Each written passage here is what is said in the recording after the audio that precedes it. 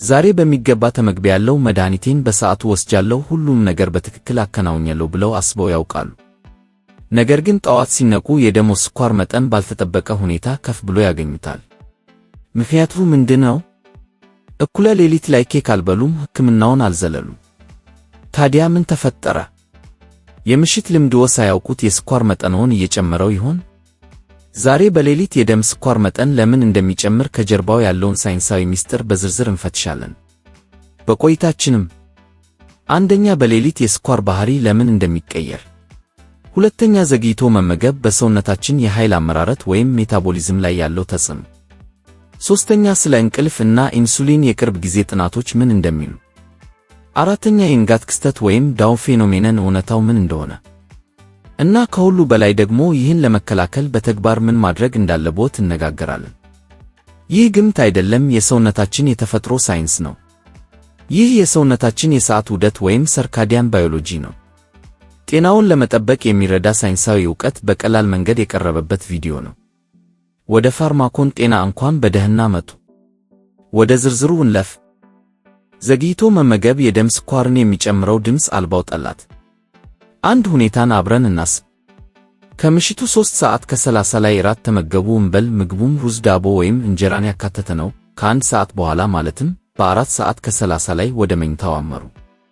በዚህ ወቅት በሰውነቶ ውስጥ ምን ይፈጠራል? በተለመደው ሁኔታ ኢንሱሊን የተባለው ሆርሞን ስኳር ወደ ሴሎቻችን እንዲገባ ይረዳል። ነገር ግን በሌሊት ወቅት ኢንሱሊን ሥራውን በብቃት ማከናወን አይችልም። ይህ ለምን እንደሚሆን 3 ዋና ዋና ምክንያቶችን እንመልከት። አንደኛ፣ ሰውነታችን ለእንቅልፍ የሚረዳውን ሜላቶኒን የተባለ ሆርሞን ሲያመነጭ ኢንሱሊን የሚያመነጩት ሴሎች ሥራቸውን ያቀዘቅዛሉ። ይህም ኢንሱሊን እንደ ቀን በንቃት እንዳይሠራ እንቅፋት ይሆንበታል። ሁለተኛ፣ በሌሊት ሰውነታችን ራሱን ለመጠገን የሚያመነጫቸው ሆርሞኖች የኢንሱሊን ተቃራኒዎች ናቸው። ኢንሱሊን ስኳርን ወደ ሴል ለማስገባት ሲሞክር፣ እነዚህ ሆርሞኖች ደግሞ ስኳር በደም ውስጥ እንዲቆይ ያደርጋሉ። ሶስተኛ፣ በምንተኛበት ጊዜ ጡንቻዎቻችን እንቅስቃሴ ስለማያደርጉ ከደም ውስጥ ስኳርን የመሳብ አቅማቸው ይቀንሳል። በዚህም ምክንያት ስኳሩ በደም ውስጥ ተከማችቶ ይቆያል። በቅርቡ የተደረጉ ሳይንሳዊ ጥናቶች እራት ቀድመው የሚመገቡ ሰዎችን እና ዘግይተው የሚመገቡ ሰዎችን ሲያነጻጽሩ የሚከተሉትን ውጤቶች አሳይተዋል። አንደኛ፣ ዘግይተው የሚመገቡ ሰዎች በሌሊት ከፍተኛ የደም ስኳር መጠን አላቸው። ሁለተኛ፣ የሰውነታቸው ስብን የማቃጠል ብቃት በጣም ይቀንሳል። ሶስተኛ፣ በደማቸው ውስጥ ያለው የኢንሱሊን መጠን ለረጅም ጊዜ ሳይቀንስ ይቆያል። ይህ ለምን ይሆናል? ምክንያቱም እርስዎ ቢተኙም የምግብ መፈጨት ሂደት ግን ይቀጥላል። ሆኖም ሰውነቶ በሌሊት ኃይልን በንቃት ወደሚያመነጭበት ሁኔታ ውስጥ አይደለም። በተጨማሪም በሌሊት ጉበታችን ተጨማሪ ስኳር ወደ ደም ይለቃል። ስለዚህ አሁን 3 ነገሮች በአንድ ላይ ይከሰታሉ። አንደኛ፣ ከምግብ ያገኙት ስኳር፣ ሁለተኛ፣ ከጉበት የሚወጣው ስኳር፣ ሶስተኛ፣ ቀደም ብለን እንዳየነው የኢንሱሊን ሥራውን በአግባቡ አለመስራት። እነዚህ 3 ምክንያቶች ተዳምረው በሌሊት የደም ስኳርዎ እንዲጨምር ያደርጉታል። ይህ ማለት በፍጹም እራት አይብሉ ማለት አይደለም። ይልቁንም ከመተኛቶ ከ2 እስከ 3 ሰዓት በፊት እራትን ማጠናቀቅ በሌሊት የሚኖረውን የስኳር መጠን ለመቆጣጠር ይረዳል ማለት ነው። ነገር ግን የምግብ ሰዓት ብቻውን በቂ አይደለም። ስለ ምግቡ ይዘት ደግሞ ቀጥለን እነጋገራለን። የምንመገበው የምግብ አይነት ከምናስበው በላይ ትልቅ ሚና አለው። ካርቦሃይድሬት ያላቸው ምግቦች ወደ ስኳርነት ተቀይረው ወደ ደማችን ይገባሉ። ነገር ግን ሁሉም የካርቦሃይድሬት አይነቶች በሰውነታችን ውስጥ ተመሳሳይ ባህሪ የላቸውም። የተቀነባበሩ ወይም ፈጣን ካርቦሃይድሬቶች የሚባሉ አንደኛ፣ ነጭ ዳቦ፣ ሁለተኛ፣ ጣፋጭ መጠጦች፣ ሶስተኛ፣ ስኳር የበዛባቸው መክሰስ ወይም ጣፋጭ ምግቦች። እነዚህ ምግቦች በደማችን ውስጥ ያለው ስኳር በከፍተኛ ፍጥነት እንዲጨምር ያደርጋሉ። በሌላ በኩል ፋይበር ወይም በውስጣቸው ድርቆሽ ያላቸው ካርቦሃይድሬቶች አንደኛ፣ አትክልቶች፣ ሁለተኛ፣ እንደ ባቄላ እና አተር ያሉ ጥራጥሬዎች፣ ሶስተኛ፣ ያልተቀነባበሩ የጥራጥሬ ውጤቶች። እነዚህ ምግቦች በሰውነታችን ውስጥ ቀስ ብለው ስለሚፈጩ ስኳር ወደ ደም የሚገባበትን ፍጥነት ይቀንሳሉ።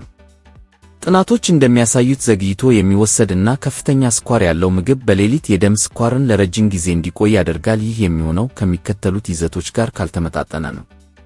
አንደኛ፣ ፕሮቲን፣ ሁለተኛ፣ ጤናማ ቅባቶች፣ ሶስተኛ፣ ፋይበር። እነዚህ ንጥረ ነገሮች ለምን አስፈለጉ? ምክንያቱም ፕሮቲን የምግብ መፈጨት ሂደትን ያዘገያል። ፋይበር ስኳር ወደ ደም የሚገባበትን ፍጥነት ይቀንሳል። ጤናማ ቅባቶች ደግሞ ምግብ ከሆድ ዕቃ ወደ ደም የሚሸጋገርበትን ጊዜ ያራዝማሉ። ሁኔታውን በምሳሌ እንመልከተው። አንድ ሰው ምሽት 4 ሰዓት ላይ ጣፋጭ ሻይ እና ዳቦ ቢመገብ በስኳር መጠኑ ላይ የሚኖረው ተጽዕኖ በጣም ከፍተኛ ይሆናል። ይህንን ምግብ ቀደም ብሎ ከሚወሰድ ጥቂት የለውዝ አይነቶች ወይም እርጎ ጋር ብናነጻጽረው ልዩነቱ እጅግ ሰፊ ነው። እርጎ እና ለውዝ ስኳሩን በተረጋጋ ሁኔታ እንዲቆይ ያደርጉታል። አሁን ደግሞ ብዙ ሰዎች ትኩረት ወደማይሰጡት ትልቅ ጉዳይ እንለፍ። እሱም እንቅልፍ ነው። የእንቅልፍ እጥረት ሳያውቁት የደም ስኳርን የሚጨምር ድብቅ ጠላት ነው። እንቅልፍ ዝም ብሎ ማረፍ ብቻ አይደለም፣ ይልቁንም የሰውነታችን ሆርሞኖች የሚስተካከሉበት እጅግ ወሳኝ ጊዜ ነው። በሚገባ ካልተኙ በሰውነቶ ውስጥ የሚከተሉት ለውጦች ይከሰታሉ። አንደኛ፣ የኮርቲዞል መጠን ይጨምራል። ሁለተኛ፣ የውጥረት ወይም የስትረስ ሆርሞኖች ይነሳሳሉ። ሦስተኛ፣ ኢንሱሊን ሥራውን በአግባቡ የመስራት አቅሙ ይቀንሳል። ባለፉት 10 ዓመታት የተደረጉ በርካታ የእንቅልፍ ጥናቶች እንደሚያሳዩት አንድ ሌሊት እንኳን በቂ እንቅልፍ ካላገኙ በማግስቱ የሰውነቶ የኢንሱሊን ስሜታዊነት በእጅጉ ይቀንሳል። ሁልጊዜ ከ6 ሰዓት ያነሰ እንቅልፍ የሚተኙ ከሆነ የሚከተሉት ችግሮች ሊያጋጥሙዎት ይችላሉ። አንደኛ፣ ጠዋት በባዶ ሆድ የሚለካ የስኳር መጠን መጨመር። ሁለተኛ፣ ለስኳር በሽታ የመጋለጥ ዕድል ከፍተኛ መሆን። ሦስተኛ፣ የደም ስኳር መጠን መዋፈቅ ወይም አለመረጋጋት። ይህ ለምን ይሆናል? ምክንያቱም በቂ እንቅልፍ በማያገኙበት ጊዜ አንጎሎ ሰውነቶ በውጥረት ውስጥ እንዳለ አድርጎ ያስባል። ይህም ኮርቲዞል የተባለው ሆርሞን እንዲጨምር ያደርገዋል። ከፍተኛ የኮርቲዞል መጠን ጉበታችን ተጨማሪ ስኳር ወደ ደም እንዲለቅ ያዘዋል። ተጨማሪ ስኳር ወደ ደም ሲወጣ በጠዋት የሚለኩት የስኳር መጠን ከፍ ብሎ ይገኛል። ስለዚህ የምሽት ልምድዎ ከምግብ በላይ ትርጉም አለው። እስቲ የሚከተሉትን ነጥቦች ከራስዎ ልምድ ጋር ያመሳክሩ። አንደኛ፣ እስከ እኩለ ሌሊት በስልክዎ ማኅበራዊ ሚዲያዎችን ይመለከታሉ። ሁለተኛ፣ የመኝታ ሰዓትዎ የተዘበራረቀ ነው።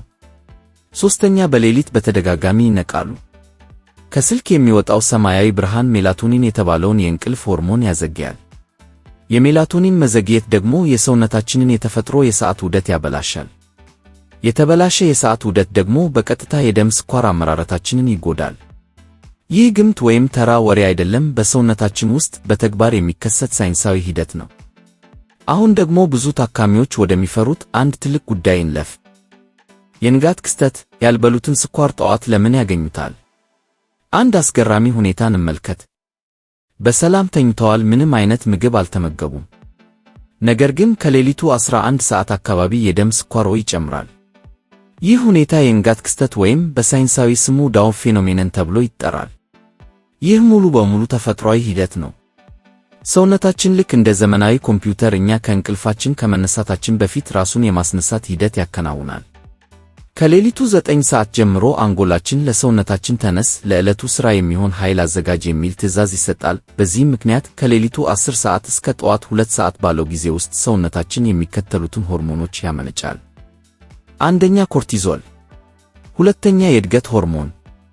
ሦስተኛ፣ ግሉካጎን። እነዚህ ሆርሞኖች ሰውነታችን ከእንቅልፍ እንዲነቃ ይረዳሉ። ነገር ግን በተመሳሳይ ጊዜ ጉበታችን በውስጡ አከማችቶት የነበረውን ስኳር ወደ ደም እንዲለቅ ትዕዛዝ ይሰጣል። ይህ ስኳር ለጡንቻዎቻችን እና ለአንጎላችን እንደ ነዳጅ ያገለግላል። ጤናማ የኢንሱሊን መጠን ባላቸው ሰዎች ላይ ይህ የስኳር መጨመር በኢንሱሊን አማካኝነት በፍጥነት በቁጥጥር ስር ይውላል። ነገር ግን የኢንሱሊን መቋቋም ወይም የስኳር በሽታ ባለባቸው ሰዎች ላይ ይህ ጭማሪ ከፍተኛ ሆኖ ይታያል። ምክንያቱም ሰውነታቸው የሚወጣውን ስኳር በወቅቱ ማስተናገድ አይችልም። አንድ ግልጽ መሆን የሚገባው ነጥብ አለ። የንጋት ክስተት በእርስዎ ጥፋት የሚመጣ አይደለም። ሁልጊዜም ዘግይቶ በመመገብ ምክንያት ብቻ የሚከሰትም አይደለም። ይልቁንም ይህ የሰውነታችን የሆርሞኖች ተፈጥሯዊ የሥራ ሂደት ውጤት ነው። ሆኖም ግን ምሽት ላይ የሚወሰድ ከባድ እና ዘግይቶ የሚበላ ምግብ ይህንን የንጋት የስኳር ጭማሪ ይበልጥ እንዲባባስ ያደርገዋል። አሁን ደግሞ ብዙዎችን ግራ ወደሚያጋባው ሌላ ጉዳይ እንለፍ። የሶሞጂ ውጤት፣ የሰውነት ድንገተኛ መከላከያ። አንዳንድ ጊዜ የደም ስኳርዎ ጠዋት ላይ በጣም ከፍ ብሎ ሲገኝ ምክንያቱ ሌሊት ላይ ስኳርዎ ከመጠን በላይ በመቀነሱ ሊሆን ይችላል። ይህ ሁኔታ በሳይንሳዊ ስሙ የሶሞጂ ውጤት ይባላል። በአማርኛ ደግሞ የተገላቢጦሽ ውጤት ወይም ድንገተኛ የመመለስ ውጤት ልንለው እንችላለን። ሁኔታውን በምሳሌ እንመልከተው። አንድ ሰው ከመተኛቱ በፊት ከፍተኛ መጠን ያለው የኢንሱሊን መድኃኒት ወሰደ እንበል። ሌሊት ላይ በሰውነቱ ውስጥ ያለው ስኳር በከፍተኛ ሁኔታ ይወርዳል። በዚህ ጊዜ ሰውነታችን ይደነግጣል። ስኳር እያለቀ ነው ፈጥነህ አድርግ የሚል የድንገተኛ አደጋ ጥሪ ያስተላልፋል። ከዚያ ጉበታችን በድንገት ከፍተኛ መጠን ያለው ስኳር ወደ ደም ይረጫል። በውጤቱም ጠዋት ሲነቁ ስኳሮ በጣም ጨምሮ ይገኛል። ይህ በትክክል የመመለስ ውጤት ወይም ሪባውንድ ኢፌክት ነው። ልክ አንድ ኳስ መሬት ላይ ሲወረወር ተመልሶ ወደ ላይ እንደሚዘል ሁሉ ስኳሮም በጣም ዝቅ ብሎ ከደረሰ በኋላ በፍጥነት ወደ ላይ ይወጣል ማለት ነው። ነገር ግን አንድ የምስራች አለ። በአሁኑ ጊዜ በተደረጉ ጥናቶች ይህ የሶሞጂ ውጤት በጣም አልፎ አልፎ የሚከሰት መሆኑ ተገልጿል። አብዛኛው ሰው ጠዋት ስኳሩ ከፍ የሚለው በሌሊት ስለቀነሰ ሳይሆን ቀደም ብለን ባየናቸው ምክንያቶች ነው። እነሱም አንደኛ ዘግይቶ መመገብ፣ ሁለተኛ የንጋት ክስተት ወይም ሰውነት ለሥራ ሲዘጋጅ የሚለቀቀው ስኳር፣ ሦስተኛ የመድኃኒት ማነስ ወይም የኢንሱሊን ሥራውን በአግባቡ አለመስራት። ይህን ለምን ማወቅ አስፈለገ? ምክንያቱም መፍትሔው ይለያያል። ጠዋት ስኳሮ የሚጨምረው በሶሞጂ ውጤት ወይም በሌሊት ስኳር በመቀነሱ ምክንያት ከሆነ የመኝታ ሰዓት መድኃኒቱን መቀነስ ሊያስፈልግ ይችላል። የንጋት ክስተት ከሆነ ግን መድኃኒቱን መጨመር ሊያስፈልግ ይችላል። ስለዚህ በራስዎ ፍቃድ መድኃኒት መቀየር አይመከርም። ሁልጊዜ ከሕክምና ባለሙያው ጋር ይወያዩ። ስለዚህ ዋናው ቁልፍ የደም ስኳርዎን በተከታታይ መከታተል ነው። ጠዋት ላይ ብቻ ከመለካት ይልቅ አልፎ አልፎ ከመተኛትዎ በፊት ወይም ሌሊት መካከል በመለካት ስኳርዎ ቀንሶ እንደነበር ማረጋገጥ ትልቅ መረጃ ይሰጥዎታል። ዛሬ ያለው የቀጣይ የስኳር መቆጣጠሪያ ቴክኖሎጂም ሌሊት የሚፈጠረውን ለውጥ በቀላሉ ለማየት ያግዛል። አሁን ደግሞ ብዙ ጊዜ ትኩረት ወደማይሰጠው ነገር ግን የደም ስኳርን በግልጽ ሁኔታ የሚያናውጠው የውጥረት ወይም የስትረስ ጉዳይ እንለፍ። የሌሊት ውጥረት እና የአእምሮ መጨነቅ። እስካሁን ስለ ምግብ እና ስለ እንቅልፍ አይተናል። አሁን ደግሞ ብዙዎቻችን ትኩረት የማንሰጠው ነገር ግን የደም ስኳርን በቀጥታ የሚጨምር አንድ ድብቅ ጉዳይ እነጋገራለን። እሱም የስነ ልቦና ውጥረት ወይም ስትረስ ነው። ውጥረት የደም ስኳርን ከፍ ያደርጋል። ይህ እንዴት ሊሆን ይችላል? ከእኩለ ሌሊት በኋላ አልጋው ላይ ጋደም ብለው በሐሳብ ሲባክኑ፣ ስለ ነገው ሥራ ሲጨነቁ፣ ወይም የቀን ውሎውን እና የነበረውትን ንግግሮች በአእምሮ ደጋግመው ሲያሰላስሉ በሰውነቶ ውስጥ ትልቅ ለውጥ ይፈጠራል። አእምሮ በከፍተኛ ሁኔታ በሚሰራበት እና በሚጨነቅበት ጊዜ የሰውነቱ የነርቭ ሥርዓት ንቁ እንዲሆን ትዕዛዝ ይሰጣል። በዚህም ምክንያት አድሬናሊን የተባለው ሆርሞን ይጨምራል። ልክ ቀደም ብለን በንጋት ክስተት ላይ እንዳየነው ኮርቲዞል የተባለው የውጥረት ሆርሞንም አብሮ ይነሳሳል። እነዚህ ሆርሞኖች ጉበታችን በውስጡ የደበቀውን ስኳር ወደ ደም እንዲለቅ ያደርጉታል። አዎ፣ ዝም ብሎ መጨነቅ እና ማሰብ ብቻውን የደም ስኳርዎን ሊጨምረው ይችላል። ይህ ለምን ይሆናል? ምክንያቱም ሰውነቶ ውጥረት ውስጥ ሲሆኑ አደጋ እንደመጣ አድርጎ ያስባል። ጥንት ሰዎች ከአውሬ ሲሸሹ ሰውነታቸው የሚሰጣቸው ተጨማሪ ኃይል ዛሬ ለእርስዎ በጭንቀት መልክ ይመጣል። ያንን አደጋ ለመመከት ለጡንቻዎችዎ የሚሆን ተጨማሪ የስኳር ኃይል ያዘጋጃል። ነገር ግን እርስዎ አልጋ ላይ ተኝተው ስለሆነ ያ ስኳር ጥቅም ላይ ሳይውል በደሞ ውስጥ ተከማችቶ ይቆያል። ስለዚህ ከመተኛትዎ በፊት አእምሮውን ማዝናናት የቅንጦት ጉዳይ አይደለም። ይልቁንም የደም ስኳርዎን ለመጠበቅ የሚደረግ ወሳኝ እርምጃ ነው። አእምሮዎ ሲረጋጋ ሆርሞኖቹ ይስተካከላሉ። ሆርሞኖች ሲስተካከሉ ደግሞ የደም ስኳርዎ በተረጋጋ ሁኔታ ላይ ይቆያል። አሁን ደግሞ ወደ መጨረሻውና በጣም አስፈላጊ ወደ ሆነው የመድኃኒት አጠቃቀም ጉዳይ እንለፍ። የመድኃኒት አወሳሰድ ጊዜ እና የተሳሳቱ አመለካከቶች። አንዳንድ ጊዜ በሌሊት የደም ስኳርዎ ከፍ የሚለው በምግብ ወይም በውጥረት ምክንያት ብቻ ሳይሆን ከመድኃኒት አጠቃቀም ጋር በተያያዙ ምክንያቶች ሊሆን ይችላል። ሳይንሳዊ ጥናቶች እንደሚጠቁሙት የመድኃኒት አይነት ብቻ ሳይሆን የመድኃኒቱ አወሳሰድ ሰዓት ለውጥ ሊያመጣ ይችላል። በሌሊት የስኳር መጠን እንዲጨምር የሚያደርጉ 3 ዋና ዋና የመድኃኒት ምክንያቶችን እንመልከት። አንደኛ፣ የምሽት የኢንሱሊን መጠን ማነስ። የምሽት ኢንሱሊንዎ በቂ ካልሆነ ሰውነቶ ሌሊቱን ሙሉ የሚወጣውን ስኳር መቆጣጠር ያቅተዋል። ሁለተኛ፣ ለረጅም ሰዓት በሰውነት ውስጥ የሚቆይ የኢንሱሊን አይነት የሚወሰድበት ሰዓት መዛባት።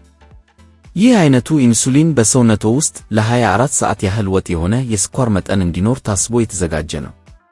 ነገር ግን የሚወሰድበት ሰዓት ካልተስተካከለ በሌሊት አጋማሽ ላይ ውጤቱ ሊቀንስ ይችላል። ሦስተኛ፣ በእንክብል መልክ የሚወሰዱ መድኃኒቶችን መርሳት ወይም ሰዓት አለማክበር። ይህም በደም ውስጥ ያለው የመድኃኒት መጠን እንዲቀንስና ስኳር እንዲያገረሽ ያደርጋል። እዚህ ላይ አንድ በጣም አስፈላጊ ማሳሰቢያ አለ። የደም ስኳርዎን ውደት ማወቅዎ ከሐኪምዎ ጋር በደንብ ለመመካከር ይረዳዎታል። እንጂ በራስዎ የመድኃኒት መጠንን እንዲቀይሩ ፍቃድ አይሰጥዎትም። ማንኛውንም የመድኃኒት ለውጥ ከባለሙያ ምክር ውጭ በጭራሽ አያድርጉ። ዘመናዊ የደም ስኳር መከታተያ መሳሪያዎች እንደሚያሳዩት ለብዙ ታካሚዎች የመድኃኒት ሰዓትን በጥቂቱ ማስተካከል ብቻ ትልቅ ለውጥ ያመጣል። መድኃኒት አንድ መሳሪያ ነው።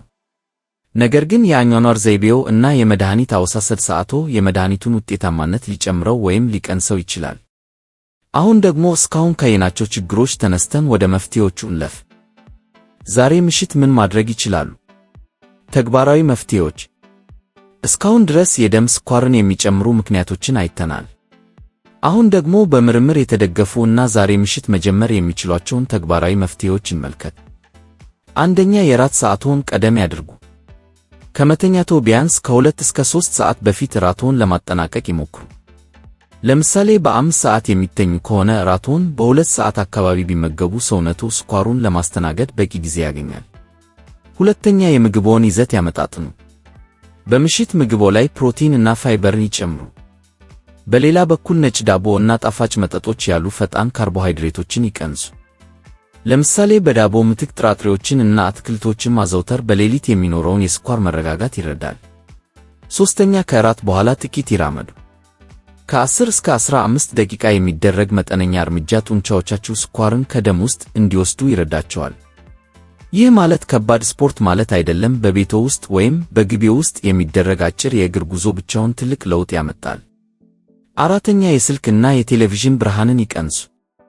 ከመተኛትዎ 1 ሰዓት በፊት ስልክዎን ያስቀምጡ። ከስልክ የሚወጣው ሰማያዊ ብርሃን የእንቅልፍ ሆርሞኖችን በማዛባት የደም ስኳርዎን ሊያናውጥ ይችላል። አምስተኛ፣ ወጥ የሆነ የእንቅልፍ ሰዓት ይኑርዎት። ሰውነታችን የሰዓት ውደትን ይወዳል። ሁልጊዜ በተመሳሳይ ሰዓት መተኛትና መነሳት ሆርሞኖቹ በተረጋጋ ሁኔታ እንዲሰሩ ያደርጋል። ስድስተኛ፣ ውጥረትን ይቀንሱ። ከመተኛትዎ በፊት አእምሮውን የሚያረጋጉ ነገሮችን ያድርጉ። ለምሳሌ ጥልቅ ትንፋሽ መውሰድ፣ ቀለል ያለ የሰውነት መለጠጥ እንቅስቃሴ፣ ጸሎት ወይም ዝም ብሎ በሰላም ማሰላሰል አእምሮውን እንዲረጋጋና ስኳርዎ እንዳይጨምር ይረዳል። ሰባተኛ፣ የስኳርዎን ውደት ይከታተሉ። አንድ ጊዜ ብቻ ተለክቶ የሚገኝ ውጤት ሙሉውን ምስል አይነግረንም። የደም ስኳርዎ ምን አይነት ባህሪ እንዳለው ለማወቅ የሚከተሉትን ጊዜያት ይጠቀሙ። ከመተኛትዎ በፊት ያለውን መጠን ይለኩ። አልፎ አልፎ በሌሊት 9 ሰዓት ላይ ይለኩ። ጠዋት በባዶ ሆድ ይለኩ። እነዚህም መረጃዎች ሲያገናኙ የደም ስኳርዎ ለምን እንደሚጨምር ትክክለኛውን ምክንያት ማወቅ ይችላሉ። ለምሳሌ ሌሊት 9 ሰዓት ላይ ስኳርዎ ዝቅተኛ ሆኖ ጠዋት ከፍ ካለ ይህ የመመለስ ውጤት ከመሆኑን ይነግረናል። አንድ እውነተኛ ምሳሌ እና ማጠቃለያ። እስካሁን ያየናቸውን ነጥቦች ይበልጥ ግልጽ ለማድረግ አንድ የተለመደ ምሳሌ እንገራችሁ። አንድ የ55 ዓመት ታካሚ ነበሩ። ሁልጊዜ ጠዋት በባዶ ሆድ የሚለኩት የደም ስኳር መጠናቸው በጣም ከፍተኛ ሆኖ ይገኝ ነበር። የእሳቸውን የዕለት ተዕለት ልምድ ስንመለከት የሚከተለውን እናገኛለን። እራት የሚመገቡት ከምሽቱ 4 ሰዓት ላይ ነበር። 5 ሰዓት ላይ ደግሞ ወዲያውኑ ወደ መኝታ ያመራሉ። ምንም አይነት የአካል ብቃት እንቅስቃሴ አያደርጉም ነበር። ከመተኛታቸው በፊት ደግሞ እስከ እኩለ ሌሊት ድረስ በስልካቸው ማህበራዊ ሚዲያዎችን ይመለከቱ ነበር። እኛ ግን 3 ቀላል ነገሮችን ብቻ እንዲቀይሩ ጠየቅናቸው። አንደኛ፣ የራት ሰዓታቸውን ወደ ምሽት 1 ሰዓት ተኩል አዛወርን። ሁለተኛ፣ ከምግብ በኋላ ለ15 ደቂቃ ብቻ ቀለል ያለ የእግር ጉዞ እንዲያደርጉ መከርናቸው። ሶስተኛ፣ ከመተኛታቸው 1 ሰዓት በፊት ስልካቸውን እንዲያጠፉ አደረግን። ከጥቂት ሳምንታት በኋላ የተገኘው ውጤት አስገራሚ ነበር። ምንም አይነት የመድኃኒት ለውጥ ሳይደረግ ጠዋት የሚለኩት የደም ስኳር መጠን በእጅጉ ቀንሶ ተገኘ። ይህ የሚያሳየን አንዳንድ ጊዜ መፍትሄው ተጨማሪ መድኃኒት ሳይሆን የሰውነታችንን ተፈጥሯዊ የሥራ ቅደም ተከተል ወይም ሥርዓት መጠበቅ መሆኑን ነው። የደም ስኳርን መቆጣጠር ማለት የምንመገበው ምግብ፣ የምንተኛበት ሰዓት፣ የምናደርገው እንቅስቃሴና የምንጨነቅበት መንገድ ድምር ውጤት ነው። ዛሬ ምሽት ከእነዚህ ነጥቦች መካከል አንዱን በመጀመር የጤናውን ጉዞ ያሻሽሉ። ከእንግዲህ የጠዋት ስኳር ጭማሪ ሊያስገርማችሁ አይገባም። ጠዋት ሲነቁ የደም ስኳርዎ ከፍ ብሎ ካገኙት አይደንግጡ። ይልቁንም የሚከተሉትን ነጥቦች ከራስዎ የሌሊት ተሞክሮ ጋር ለማመሳከር ይሞክሩ። እራት የተመገብኩት በስንት ሰዓት ነበር? በትክክል ምን አይነት ምግብ ተመገብኩ? እንቅልፌስ እንዴት ነበር? ትናንት ማታ ተጨንቄ ወይም በሐሳብ ተወጥሬ ነበር? ወይስ ይህ የንጋት ክስተት ወይም ዳውን ፌኖሜነን ነው? የመኝታ ሰዓት ልምዳችሁ እጅግ ከፍተኛ ኃይል አለው። ይህ ልምድ የሰውነትዎን የሥራ ሂደት ሊጠብቀው ይችላል ወይም ደግሞ ሳታውቁት በዝግታ ሊያናጋው ይችላል። ሳይንስ በማንም ላይ ጣት አይቀስርም፣ ጥፋተኛም አያደርግም። ይልቁንም ምክንያቱን በግልጽ ያስረዳል። እኛ ደግሞ ነገሮችን በተረዳን ቁጥር የጤና ሁኔታችንን ለማሻሻል ትክክለኛውን እርምጃ መውሰድ እንችላለን። ይህ ቪዲዮ ሰውነትዎን በተሻለ ሁኔታ እንዲረዱ ካገዘዎት ለሌሎችም ያጋሩት። የእርስዎን ተሞክሮ በኮመንት መስጫው ላይ ይጻፉልን። ለበለጠ እና ለተከታታይ የጤና መረጃ የፋርማኮን ጤና ቻናልን ሰብስክራይብ በማድረግ የቤተሰባችን አባል ይሁኑ። ምክንያቱም ጤና ሚስጥር አይደለም፣ ይልቁንም በትክክለኛ ዕውቀት ላይ ተመስርቶ በየቀኑ የሚደረግ ጥንቃቄ እንጂ። በቀጣዩ ክፍል እስክንገናኝ ጤና ይስጥልን።